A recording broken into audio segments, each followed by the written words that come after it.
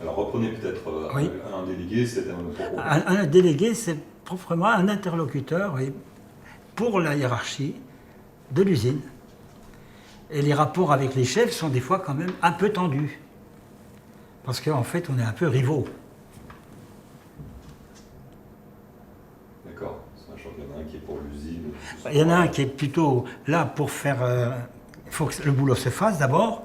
Il faut qu'il se fasse dans les conditions où il doit se faire, rapidement. Et puis, effectivement, la discipline quand même aussi, parce qu'il y a une discipline minimum à respecter. Alors que le délégué, lui, est quand même... Il se fait l'expression de ceux qui ont quelque chose à réclamer, à se plaindre. Vous voyez, il met un peu des grains de sable dans la machine, quoi. Après, vous n'êtes pas rentré à la Rodia pour faire grève, absolument. Enfin, l'idée, c'était qu'il y ait du dialogue, de l'échange. Non, comment ça se passe? Quand je suis arrivé à la Rodia, l'idée du dialogue, non, j'avais plutôt quand même envie d'en découdre. C'est plutôt ça qui m'avait pas... J'avais pas vraiment eu l'occasion de faire beaucoup de grèves dans ma vie de jeune travailleur. J'arrivais à la Rodia pour me battre. Et pour apprendre. Alors, à Rodia, je n'ai pas pu tout apprendre. Politiquement, si on ne sort pas de l'usine, si on n'a pas un groupe qui nous forme, à ce moment-là, ce qu'on apprend, c'est quand même... c'est empirique et ça ne repose pas sur des principes théoriques très profonds. Et cette conscience politique, là, elle vous vient d'où, en fait, finalement? Enfin, avoir envie de se battre, avoir envie d'en découdre, entrer dans une boîte pour se dire « je vais me battre », ça vient d'où, tout ça? La conscience politique, je pense que je la tiens quand même un peu de mon père, déjà au départ. Mon père écoutait beaucoup les chroniqueurs de son époque, et mon père avait toujours une opinion à émettre à table avec nous, comme ça. Il n'était pas forcément militant, mais c'était un bénévole dans le village. Mon père était l'organiste du village. Et il avait quelques spécialités, comme d'être capable de tuer un cochon, ce qui n'était pas capable, c'était pas à la portée de tout le monde. Il avait comme ça quelques services qui rendaient à la communauté. Donc je suis parti avec une idée d'un certain rapport avec les autres. Et puis mon frère est rentré de la guerre d'Algérie, mon frère aîné, là, beaucoup plus politisé. Et donc ça m'a quand même autorisé, si vous voulez, à le suivre. Là, j'étais quand même encore dans le sillage d'un aîné, toujours. Et je suis allé à Rodia pour quitter le sillage de mes aînés, même pour reprendre le sillage des leaders. En fait, j'ai commencé déjà par être un second rôle de qualité, puis avant d'arriver à jouer mon rôle moi-même. Alors expliquez-moi un peu pour ceux qui ne connaissent pas trop la guerre d'Algérie, enfin pour les jeunes générations, comment la guerre d'Algérie politise, enfin qu'est-ce que ça amène la guerre d'Algérie effectivement comme... La guerre d'Algérie, après la guerre d'Indochine, mais la guerre d'Indochine, elle était seulement faite par des engagés. Mais la guerre d'Algérie sont allés les appeler du contingent, et donc le service militaire a été rallongé jusqu'à 30 et quelques mois. Et là, je peux vous dire, rien que ça provoque quand même au fond de soi une certaine résistance. Pourquoi? Et puis le risque quand même. Et donc, ce frère qui rentre au bout de 30 et quelques mois avait mûri. Voilà. Et donc, il prenait les journaux, il avait sur les raisons de la continuité de la guerre ou de l'arrêt de la guerre des opinions bien arrêtées. Et il est entré dans un parti politique qui était spécialisé contre la guerre d'Algérie, le PSU, de Rocard. En fait, c'est une scission de l'ancienne SFIO qui s'était organisée, distinguée, séparée par l'opposition à la guerre d'Algérie. Voilà. Donc mon frère va au PSU, je le suis. Et là, je rencontre Charles Piaget, je rencontre des militants d'usine, là. Et moi, j'étais toujours pas à l'usine. Ben, j'ai côtoyé des militants d'usine, et c'est là que j'ai senti leur autonomie, l'expression d'une certaine liberté chez eux, de confiance, de force même. Ils étaient rarement impuissants devant quelque chose. Enfin, ils avaient toujours quelque chose à y opposer. Donc ça m'a tenté énormément. Très intéressant. C'est bien ce que d'accord. Qu'est-ce qu'il y a? J'enlève mon pull. Ah oui, d'accord. Ouais, d'accord. Avant que tu tombes dans les pommes, parce que sinon... Oui, non, ça ne suis pas encore là, mais... On va poursuivre un petit peu là-dessus. Ouais. ça. Ça va? Oui, oui. En pleine digestion là? Il y a le doux ronron des frigos. Là. Ouais, oui, oui, c'est ça. Il va Oui, tomber, c'est vrai. il va dormir. C'est vrai. Bon, on est dans un restaurant, hein, Oui, oui. on est dehors avec une voiture, mais bon, voilà. Alors, en fait, la grève, finalement, c'est, pour vous, la grève, c'est une expérience de vie? Je n'irai pas jusque-là, à part mai 68 qui a duré un mois. La grève, elle ne dure pas toujours 4 semaines. Alors, ceux qui étaient à Rodia, ça a sûrement bouleversé leur vie pendant 67, hein. Mais en réalité, beaucoup de grèves ne duraient que 2 jours, quelques heures, un après-midi, où ces grèves-là, en réalité, si vous voulez, elles ont plus des motifs syndicaux que ça ne révèle pas un mécontentement profond des gens, des ouvriers. Vous voyez, il y a des grèves quand même qu'on appelle un peu presse-bouchon, quoi. Vous savez, qui sont commandées. Alors les gars suivent, les gars le font, il faut le faire, mais ces grèves-là, elles confortent plutôt dans l'idée qu'on aurait pu se passer de l'affaire. C'est pas pareil, hein. Par contre, les grèves qui démarrent sous le coup de la colère, à ce moment-là, ou à partir d'un, comme dans Air France, là, qu'on a vu dernièrement, hein, eh bien, je veux bien croire qu'il y avait des gars quand même très en colère d'apprendre qu'il allait avoir des charrettes, alors qu'Air France, ça semble être une entreprise qu'on ne peut pas couler, hein, il y a l'État, etc. Eh bien, bon. Alors non, là, toutes les grèves ne sont pas aussi formatrices que ça. Mais je voudrais ajouter tout ce que je vous ai dit sur la prise de conscience militante. Il faut y ajouter certainement un profil psychologique qui prédispose à ça. Tous les ouvriers n'étaient pas prêts ni faits pour militer un jour. Et on ne peut pas vraiment expliquer exactement pourquoi, mais c'est comme un peu, tous les gens ne sont pas artistes dans l'âme ou n'ont pas forcément un talent spécial. C'est comme ça, il y en a quelques-uns, pas toujours beaucoup d'ailleurs. D'accord. Mais il faut que ce soit vraiment au fond de soi et qu'il y ait des convictions qui viennent de loin. C'est un rôle Une militaire. légitimité, oui, c'est ça. C'est un rôle.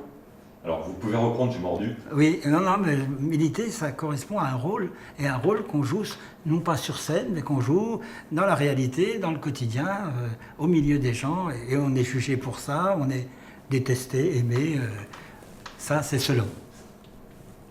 C'est intéressant. Et les militants Rodia se battaient pour d'autres usines à Besançon, ou ils s'en tenaient justement juste à leurs problèmes à eux, parce que j'ai l'impression qu'il y avait quand même une émulation.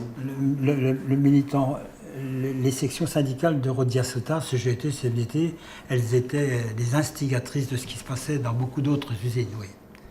Mais au niveau d'autres militants, c'est la classe ouvrière de Rodia qui se battait finalement, sans trop le savoir, pour l'intérêt de tous les autres. Mais les militants aidaient les autres militants, formaient les autres militants, les encadraient même, vous voyez, les entouraient. Et à ce moment-là, ça donnait quand même un milieu assez fécond, mais pas toujours dans la même direction, hein. C'est là que le CPPO et le Parti communiste, finalement, orientaient l'activité, la formation politique de ces militants. Et puis, du côté CFDT, un peu anarcho-syndicaliste, il y avait beaucoup de courants politiques qui se même contredisaient des fois. Hein, il y avait le Parti socialiste, bien sûr, hein, donc il y avait le PSU, puis il y avait beaucoup d'anards. Hein, et puis 68, ça sera les gauchistes, l'extrême gauche. Je me souviens avoir beaucoup espéré du meeting de Charletti, où il y avait Mendès France, Michel Rocard et quelques autres responsables de la CFDT. Mais Charletti, je pensais que c'était la naissance d'un nouveau parti à la gauche du Parti communiste. Puis finalement, ça a été un pétard mouillé, parce qu'après, il n'y a plus rien eu. Ça, c'est des choses qui finalement m'ont perturbé et m'ont poussé à chercher encore un parti politique plus sûr, plus militant que cette extrême gauche un peu composite, quoi.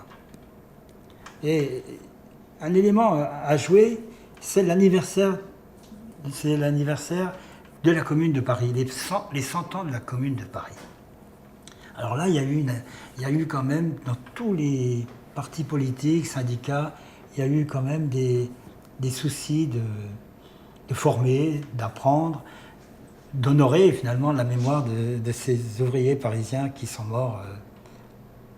C'était donc en 1971. Ça, vous voyez, ça fait beaucoup de choses. Hein. C'est intéressant, ouais, c'est bien, mais ça contextualise un petit peu la vie politique, la vie politique ouvrière, la classe ouvrière, les différents partis. Comment vous... Donc je continue un petit peu sur la progression. Les films Médvedkin, pour vous, qu'est-ce que ça représente pour vous? Ce que je vous ai dit un peu, c'est presque trop vu d'un certain point de vue. Alors, vous pouvez reprendre de... Voilà, les films Médvedkin, moi j'en ai entendu parler longtemps après. Pendant que j'étais à l'usine, non. C'est quand j'étais dans la région de Sochaux, parce que j'ai donné un coup de main à mes camarades de lutte ouvrière de Sochaux pendant quelques années en direction de l'usine de Sochaux. C'est énorme. Hein. Là-bas, j'en ai entendu parler, effectivement. Mais leur point de vue, enfin, moi je les ai regardés, à part Colette Magny qui m'a ému, que j'écoute souvent, les ouvriers, vous voyez, qui ont été filmés et qui se plaignent et qui finalement sont des pauvres malheureux ouvriers, non, ça m'a même un peu, par certains côtés, mis en colère, quoi. C'est vrai que les ouvriers ont beaucoup de raisons de se plaindre, mais ils ne font pas que de se plaindre. Et souvent, quand ils se battent, ils ont de la gueule. C'est pas ça, quoi. Voilà. Non, les films, non. Puis j'entendais parler de Paul Seb et de Chris Marker, mais il y en avait d'autres aussi. Hein. Il y en a un qui a fait un film, Mourir à 30 ans. Ça m'a autant ému, même si c'est encore plus marginal, parce que là, c'est la Ligue communiste pendant ces années un peu euphoriques, hein, à Paris en plus. Hein. Bon, mais non, je n'étais pas spécialement sensible aux films spécialement consacrés aux ouvriers. Pourtant, ça s'appelait cinéma militant, mais... Voilà. Et c'est vrai que c'est un cinéma militant, mais presque idéologiquement très militant. Il faut un peu partager pour... Bien sûr que ça m'émeut de voir les gars qui pointent, tout ça, moi je l'ai fait, mais bon, s'il n'y avait pas la musique dessus, non, ils étaient bien les ouvriers, mais dans d'autres circonstances aussi. Hein. Et en quoi ça vous dérange le fait que ce soit du militant, justement, alors que votre envie de vous battre, elle est là, Voilà. Ce qui me dérangeait dans ce côté militant, c'est qu'il est, je dirais, sans vouloir vexer personne, c'était un peu folklorique. Voilà. Hein, c'est-à-dire qu'il y a on connaît hein, le fond un peu, comment je pourrais dire, pas esthétique, mais cette vision du monde qu'a le Parti communiste et de ces pauvres ouvriers qu'il faut aider, ça ressort trop. Finalement, un artiste qui n'est pas engagé politiquement dans un parti de ce type peut réaliser quelque chose qui a plus de signification, qui est finalement moins programmatique, et moins idéologique, voilà, à mon avis. Parce qu'en fait, Chris Marker, c'est pas quelqu'un qui adhère au Parti communiste, je crois qu'il n'a jamais adhéré. Après, c'est vrai qu'il filme des gens qui y sont plus ou moins affiliés. Le Parti communiste avait beaucoup de gens autour de lui, comme ça, il n'avait pas besoin qu'ils adhèrent. Beaucoup ont été des compagnons de route du Parti communiste, mais un peu par opportunisme quand même. Hein. C'est vrai qu'il y a beaucoup d'auteurs qui n'auraient jamais été édités s'il n'y avait pas eu les éditions sociales. Et dans les bibliothèques de CE, c'en était plein de ces livres-là. Maintenant, je ne suis pas forcément capable de les juger tous, hein, mais on sentait que c'était quand même un ascenseur social. Et ça inspirait même, voilà. C'est ce qui permet peut-être de sortir de sa condition d'ouvrier. Exactement. Et puis pour moi, à l'époque, peut-être que j'étais trop gauchiste. J'ai commencé à être quand même assez sensible au maoïsme. Mais je n'ai jamais vraiment... Je ne crois pas que j'ai lu le petit livre rouge, mais le maoïsme qui était issu de mai 68, c'est-à-dire spontané, un peu anarchiste aussi. Et finalement, révolté, quoi. Et je me suis politisé par ce PSU qui était de la nouvelle gauche avec la CFDT, qui qui était partisan de ce qu'ils appelaient l'autogestion, sans être vraiment capable de... Mais l'autogestion, c'était un petit peu par opposition à la dictature stalinienne des pays de l'Est. Enfin bon, on trouvait la parade là, on trouvait l'équivalent en plus démocratique, quoi, dans notre esprit. Hein. Donc moi, je suis passé de l'autogestion à la dictature du prolétariat, version trotskiste, quand même après l'affaire Lippe. Après la grève de Lippe, oui. D'accord, très bien. Et qu'est-ce qui fait la puissance de la classe ouvrière pour vous? Alors, sur la puissance de la classe ouvrière, il y a beaucoup d'idées toutes faites. Les gens qui raisonnent en termes électoralistes, ils pensent toujours au nombre. D'ailleurs, pour beaucoup, il n'y a plus de classe ouvrière parce qu'on la voit très peu, elle est beaucoup plus réduite, minoritaire qu'avant.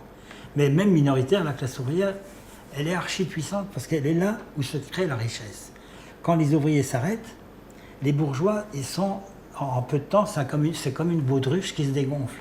C'est-à-dire qu'ils sont là, au tendon d'Achille de la bourgeoisie. Dans les urnes, le nombre, même la grosseur des manifs, c'est pas grand-chose, à côté du fait que les ouvriers sont finalement de la cheville ouvrière de la bourgeoisie. Et ils sont liés l'un et l'autre, et finalement, la bourgeoisie ne peut pas se séparer de ça. Hein, et voilà la force de la classe ouvrière. Et en Russie, en 1905, en 1917, la classe ouvrière n'était présente que dans quelques grosses villes. Sur l'ensemble de la Russie, c'était pas la peine d'en parler. Ce qui faisait que beaucoup pensaient que la paysannerie avait plus de chances de faire la révolution que la classe ouvrière. Ça a été le même débat avec l'Amérique latine.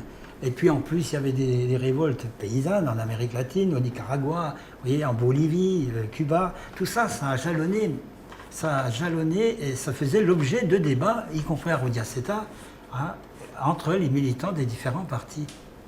Non, la classe ouvrière, elle est directement le produit du développement du capitalisme. Voilà.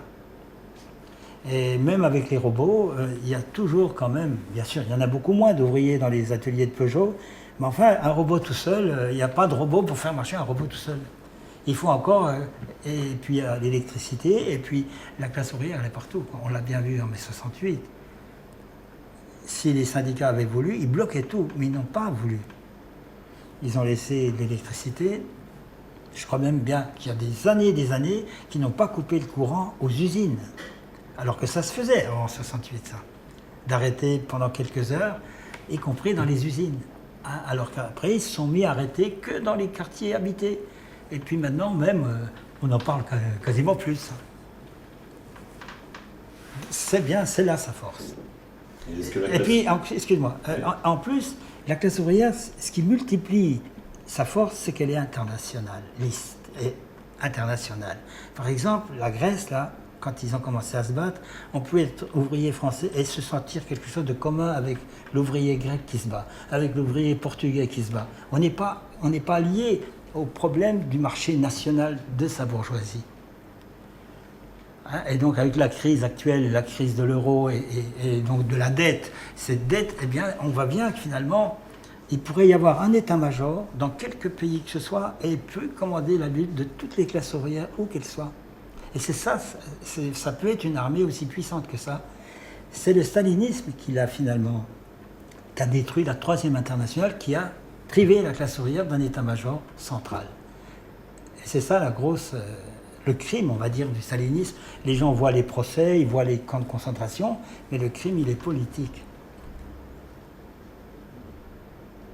Cette classe ouvrière, elle peut s'émanciper de cette bourgeoisie, du coup? Est-ce qu'elle peut être autonome selon... En réalité, si vous voulez, la classe ouvrière, quand on regarde les révolutions qui se sont passées, elle a toujours été poussée par la bourgeoisie, dans la rue, dans l'action, pour soutenir la bourgeoisie qui est trop minoritaire. Le mouvement chartiste, il est né en Angleterre parce qu'une fraction de la bourgeoisie était écartée du pouvoir. Alors la bourgeoisie, elle a arrêté les métiers, elle a lancé les ouvriers dans la rue. Et au bout d'un moment, avec des revendications démocratiques, les ouvriers se sont rendus compte qu'ils pouvaient aussi défendre leurs propres intérêts. Et c'est comme ça qu'est né le mouvement chartiste en Angleterre. Et c'est comme ça qu'est né le mouvement ouvrier. Alors après, ils se sont séparés de la bourgeoisie, et la bourgeoisie s'est vite alliée aux aristocrates pour que tout s'arrête. En réalité, les ouvriers démarrent rarement tout seuls. Mais 68, il a fallu des mois et il a fallu que l'État français tape un peu trop fort sur ses enfants, les enfants de la bourgeoisie d'ailleurs, pour que les ouvriers finalement réagissent et trouvent que ça faisait trop. Mais vous voyez, c'est pas, il faut pas voir la révolution ouvrière comme le grand soir. Les ouvriers peuvent se mettre en route pour des tas de raisons qui leur sont étrangères au départ, et finalement, c'est après leur capacité à se prendre en main, à se prendre en charge du moment qu'ils sont partis. C'est ça qui se produit dans toutes les révolutions. Donc pour l'instant, il y a peu de chance actuellement là. Tout le monde a les regards tournés vers les urnes 2017. Enfin bon, pour l'instant, c'est le calme plat. Et dans les usines aussi. Selon vous, l'idée de la révolution aujourd'hui est... Ah ben ça n'est d'ailleurs jamais l'idée de la révolution qui est à l'origine d'une révolution.